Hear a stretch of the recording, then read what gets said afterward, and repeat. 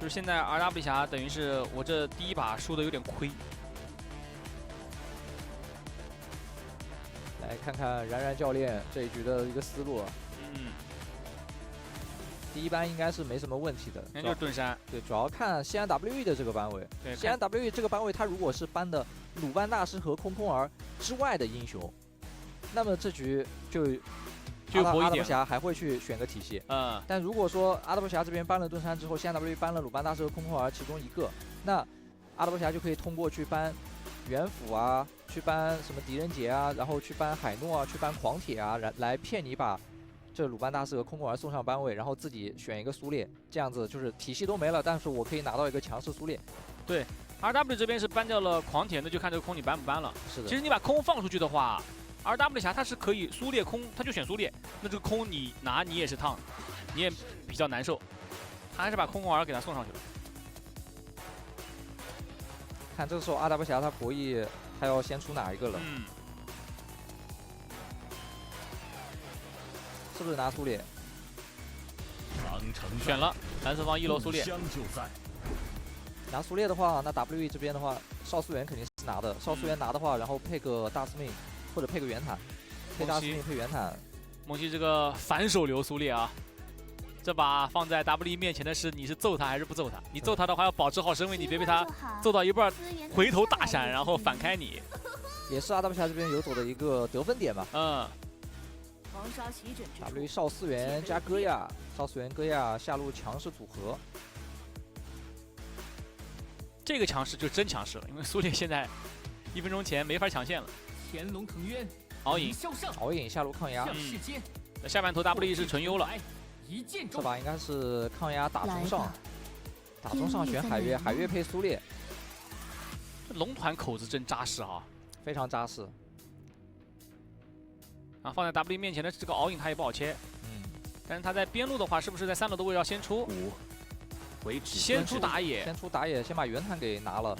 來一個不怕海月的，海月拉元坦拉進去也只是拖你時間，對，也只是拖你個時間。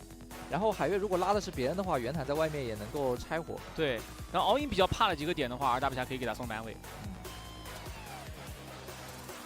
RW 俠的打野還沒出。看一下 WE 這個班位怎麼給？這是空班了嗎？哦，沒有，搬北京虎。老虎打元坦，跑图速率快。老虎打到中期，尤其到10分鐘那個节點的話，會高元坦這邊1000到2000之間的一個經濟。RW 沈夢溪給沈夢溪的話 ，WE 這個中軸太扎實了。這中軸少思源加元坦加上沈夢溪，手長打消耗舒服。RW 的陣容就算是海月他也沒法爭啊，把橘子也搬掉。那看 RW 女媧打敖影這個點比較舒服的，然後也是攔截蘇烈開團一個比較好用的點。他把長手的大法師都搬了倆。然後女媧也是比較好攔截海月的大招出口的。然後藥 WE 也給他搬了3班金魚。把3個戰鬥力前期戰鬥力都比較強的野核給搬了。對 ，RW 最後一班還是幫敖影處理掉了馬超這個點。WE 也把尊重完全給足了金魚，金魚畢竟在第1周的話也是拿到了周最佳打野。選手安琪拉配他這個陣容打海月還可以。少素媛加安琪拉一個基本 combo。娜可露露的話邊路就是一個坦邊，關羽蒙恬，選哪一個？蒙恬。看 WE 的邊路出個什麼切位了？世上无人成功之事。吃叉。我吃叉。吃叉打蒙恬，前期要被蒙恬压呀。這個陣容，这他頂着敖影出的吃叉哦。是吧？對，我感覺他邊路好像沒什麼英雄出了。上把用了夏洛特，其實，曹操的話打蒙恬也不好打。馬超又在班位上，他這把主要是這個海月啊，給 WE 這個邊路英雄給他卡死了。像四公陣不好出，然後這個敖影吧，作為一個切位，他也不是好切，而且因為他先出了元坦的關係，他其實這個對抗路的英雄也被定住了，要選一個能帶線的。吃叉確實挺能帶的。那看上半圖博弈了，RW俠這陣容整個做的就是打上半圖的，因為下路佩恩自己玩一個 all in，WE 這下半圖看看能壓到什麼地步吧。他如果要是跟 RW 俠打對攻節奏，換鏡像，就看哪邊快。而且這局 all in 的話，應該是做冰脈的那一套，做個冰痕之握，然後暗影戰斧，冰霜巨龍，團戰也不容易死。中期打架也厲害，那套裝備打 WE 這個陣容很好用。這兩把我覺得 RW 的陣容都挺好的，上一把也是。是的，这一把也是，都是拿的那種比較主動的，拿的很主動的一個陣容。比如說這把在打團或者打資源點或者龍團的時候，他海月可以先手拉完，外面一蘇烈一蒙恬，在那一卡左右護法，然後娜克露露就等着後手進場打收割就行。这藍色方的主動權還是比較足啊，藍色方的陣容拿出來都是要比紅色方的強度要更高一級。是的，而 WE 陣容的話，如果說原坦他是被海月拉走的話，那剩下的幾個人在外面就得看戈亞了。看戈亞和安琪拉他們這個遠程技能的消耗，能不能把位置給卡住？這把有意思啊！易安帶了個淨化少司源，這個淨化少司源拿出來，想上去騙海月技能。對，就是你要過來我就開你。就少司源看到海月過來有任何的想法的時候，這個淨化少司源就可以上去直接動手了。中路上玩莫要小心一點啊！你是沒有辦法在面對到少司源過來開你的時候用大招做自我化解的。我們少司源可以直接上去，然後我先動手打你一套，這時候安琪拉可以接 combo。但如果你要是過來想用大招來反拉少司源進去來做一個自救，這時候一個淨化解完，那玩莫就糟了。是的，已經很有畫面了。他們應該是正常在龍團的時候要拼這個龍的斬殺線，海月一般會動手，而在到達斬殺線之前，這個少司源有可能會先去賣一手，直接去找海月位置去定他，然後去吸引火力，然後淨化解了再拉回來。來吧，進入到雙方的第二局，藍色方濟南2大俠，紅色方西安 W， 我是九瓶子，我是解柔黃超。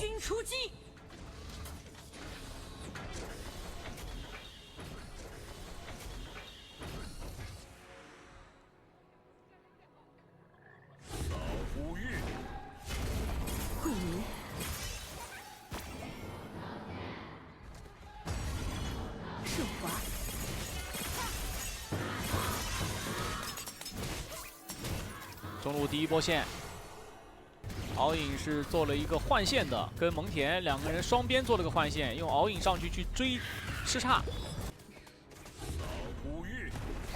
因為吃叉他在紅色方啊，他有劣質給他斬被動，所以會讓蒙恬在線上拿他比較難受，就是壓也壓不了，線也卡不住。是的，這樣的話把敖影放上，配合一個游走，可以每一波兵線卡掉一個前排兵。在下路資源上，戈亞和少司源是可以全拿。上路這裡的話，看樣子也是RW全拿，兩邊都是各保一半資源。但RW這一個換線就能夠讓蒙恬和敖影在上下兩線打出雙優來。是的，就是兩條邊線全優。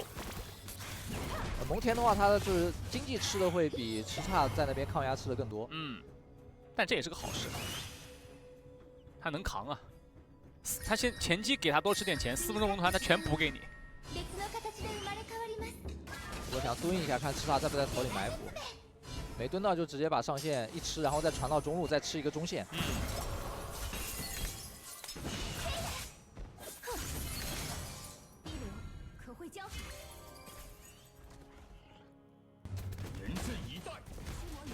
劣質刷新 WE 的下路雙人組，立馬來控。這時間算得很準，直接控掉。另外一邊也是的，看着劣質明仔就位了，苏烈直接推出來打，安琪拉被海月拿到。是的，拿完可以留一波，再拿一個空間之靈。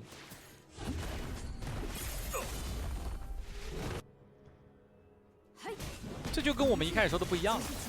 我們一開始說的是幫蒙恬這個點，然後讓佩恩自己一個人抗壓完。但他這一個換線的話，讓蒙恬在下路自己發育，然後前期還幫佩恩拿到了中立資源。是，應該是敖影他這個4級前，他4級前下路你面對這戈亞和少司源會很痛苦。所以讓他在上路2打1去打這個吃叉，反而是好受很多。然後過渡到4級之後再把線換回來。對，而蒙恬的話他就不會那麼痛苦。開拉，海月先動手了，把文濤的吃叉拉進去。這波就看隊友什麼時候能趕過來。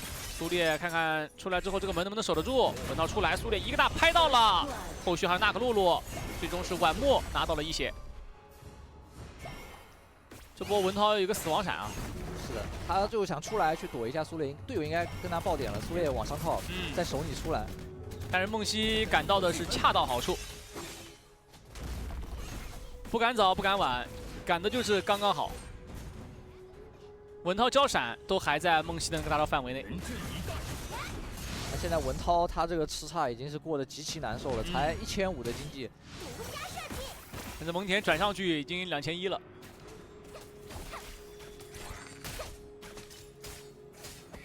RWBY大節奏上還是在一個中上，中上一直在限制對方對抗路發育，然後再讓自家其他點舒服。娜可露露也可以吃個雙線。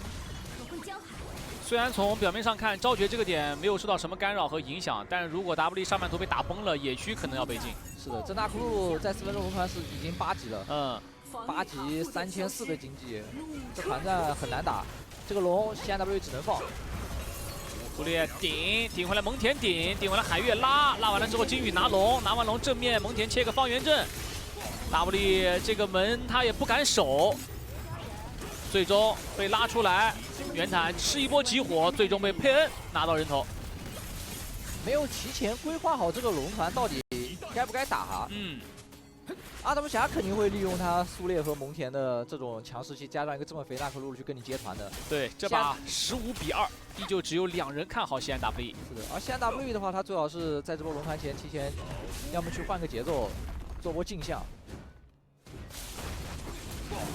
這波龍團他們確實是不好對抗啊，又是蒙恬又是海月的，這堪比張飛加海月呀。是的，還有個蘇烈在這兒。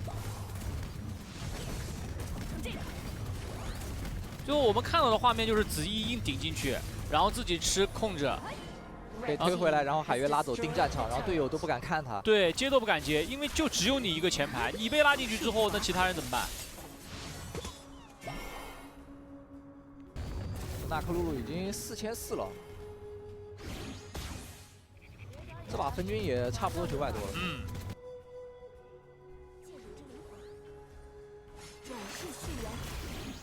金宇在第1周的比賽裡的分均經濟是排在了打野位的第4，728，就对位經濟差是1095，排在了第3。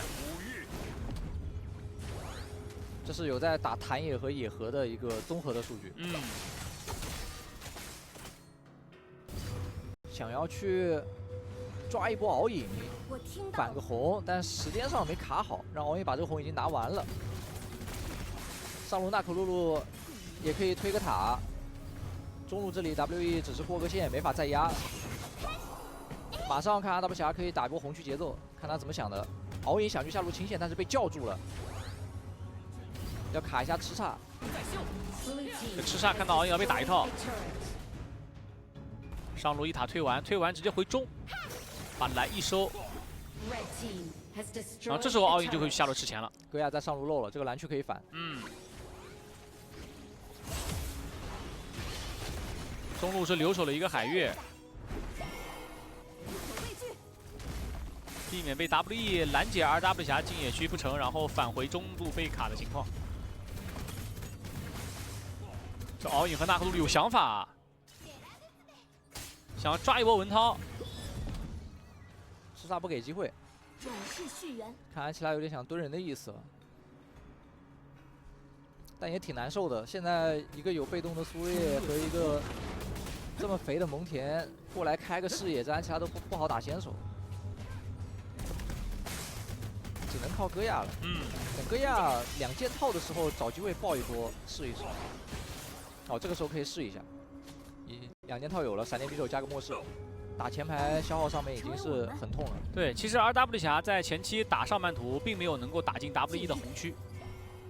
其實 RW 他其實是想要，就上半圖的優勢一直擴大輻射進紅區，然後能夠控住昭絕的紅 buff 的。但他打上半图的一個做出來的優勢就是可以讓娜可露露一直吃雙線。對。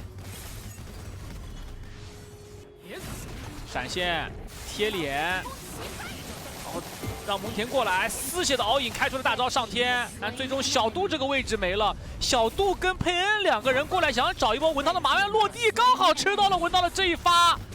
這是你主動過去招他的，他沒有過來主動招你，但是他叫兄弟了。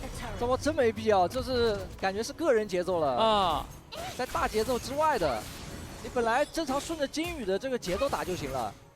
他這個吃叉沒過來找你敖影，但是你敖影交閃現，風龍魂上去，想要跟身後的蒙恬、小杜2個人想2打1打個配合，試試能不能造擊殺。但最終反而是你被文濤這邊的隊友支援過來之後，被打出了大招，然後絲血落地，還吃到了這一發落地超殺，給了個大節奏啊。關鍵是這波還帶着小杜的蒙恬也倒了一次，是的，然後以至於8分半的這一條暴君被CNW拿到。不然正常來講的話，就跟着金羽的節奏打，等金羽過上線給壓力，然後去進野區打就行了。你看蒙恬身後是跟着人的，跟着人的之後，這波佩恩還是選擇上。雖然我感覺這波剛剛那個位置啊，給我的感覺是小杜已經是一個死位了。就是那波团就算是敖影不打，敖影能跑，但是蒙恬那個位置感覺是個死位了。他其實可以從龙坑那個牆過去，這有閃是吧？對，怎麼都能從龍坑那個牆過去。敖影也是，他也不用出手，敖影就隨時準備接一下就行了。就是給一個魂拆一下，给一個風龍魂拆一下。对，沒有等娜可露露節奏。但他們如果過去打，那真就是走不了了。是的，因為晚墨和夢溪，一個海月一個蘇烈，他們都在跟娜可露露一起清中線。沒有去卡一個中右河道，你沒卡中右河道的時候，不能在下路打的。這種節奏支援都不如對面來得快。對，目前只能說這種節奏還沒有影響到金羽的發育。是的，金羽8500經濟的娜可露露還能兜得住，還能把這個局面兜得住。這波原來頂上去，敖影直接交大。這龍團前，敖影大招被逼了，不妙。主宰暴君獲得強化，就看金羽的娜可露露有沒有什麼說法了。蒙恬手裡有閃的，蘇烈手裡也有閃的。這個龍的血量還剩2萬，15000。娜可露在側邊，蒙恬頂上去，龍要拉脫，娜可露露要撲進去，直接撲人了，一波集火秒掉了葉安。但這波原來也砸進去，直接砸到2技能頂一下，直接把金羽給秒了。蘇烈這個位置想走，2技能想推走，但是被打出了被動。海月給了個大招，但是蘇烈還是要倒。那海月這一波在裡面的話，可能要被吃叉一個2技能給單殺。吃叉自己還有絲血撤出來，一波游走位1換4，只剩一個敖影了。感覺這個龍團，因為他們錯失了先機，因為前面的一系列的節奏，讓 CNW 先佔據了一個河道視野，然後海月他第一時間沒有一個很好的位置可以把這個戰場定住，先開到圓台，就導致於海月沒位置打先手，然後蘇烈進場位置也被卡死，就最後蒙恬忍不了了，因為看這個龍的血量要到斩殺線了，對，忍不了直接上去頂一下，阻止你去控龍，但是他們把集火點都交在了這少思源身上，娜可露露進去撲了這個少思源，導致於他落地之後直接被赤煞和圓坦這2個人給集火了。對，然後這波一個大招滿血的海月進去拉一個基本上沒有什麼技能的吃叉，然後被赤煞那邊反殺了。到後續海月那個大招也只是亡羊補牢，也沒什麼用了。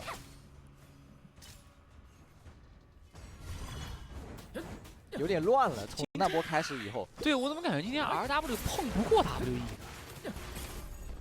WE 是一直在找機會啊，因為他們在這個賽季很明顯的能感覺到 WE 他們在打團的時候是很明確的知道自己核心是誰的，對，然後怎麼去圍着核心去站位去打。中路壓高地再轉上，這還不是主宰兵啊，這只是小的炮車兵就已經卸掉了 RW 的中上2路高地，海月被迫交出大招，拉了個圓坦，這時候要搶一下，看看能不能守自己的隊友出來。給2給大，蘇烈這一波過來給一套控制，但是蘇烈在這個位置反而被安琪拉一個大刀穿多個，然後這波吃叉跟過來，但是子怡扛不住先倒了。不過同樣的小杜也陣亡，敖影交出大招只能往回飛，晚墨跟夢溪也相繼陣亡，敖影大招直接噴到正面去搶清這波兵線，然後一個落地之後交閃現，但最終也只能換掉一個，一波結束比賽，讓我們恭喜CNWE。我在這個賽季的轉會期看到 CNWE 的這個名單。